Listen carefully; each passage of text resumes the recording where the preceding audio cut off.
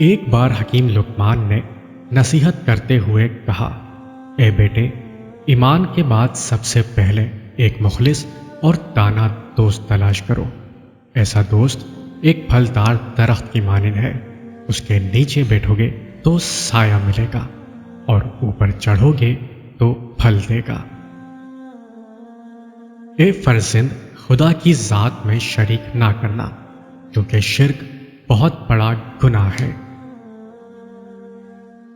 نیکی اور بدی چاہے رائی کے دانے کے برابر کیوں نہ ہو، اور وہ پتھر کے نیچے یا زمین میں کہیں یا آسمان میں چھپی ہوئی کیوں نہ ہو، قیامت میں سامنے لائی جائے گی اور تم سے اس کا حساب ہوگا۔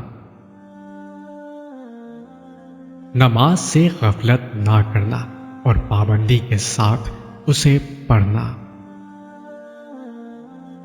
لوگوں کو نیکی کی ہدایت کرنا اور انہیں برائیوں سے روکنا۔ مصیبتوں اور بلاؤں میں صبر کرنا، کیونکہ انسان کے لیے یہ چیزیں لازمی ہیں۔ تکبر کبھی نہ کرنا اور لوگوں سے اپنا رخ تکبر کی وجہ سے نہ پھیرنا، اور نہ ہی زمین پر اکڑ کر چلنا۔ جس سے گفتگو کرنا لہجے میں نرمی اختیار کرنا، کیونکہ بدترین آواز گدھے کی ہے۔ چار چیزوں کو تھوڑا نہ سمجھو: قرض، مرض، دشمنی اور آگ۔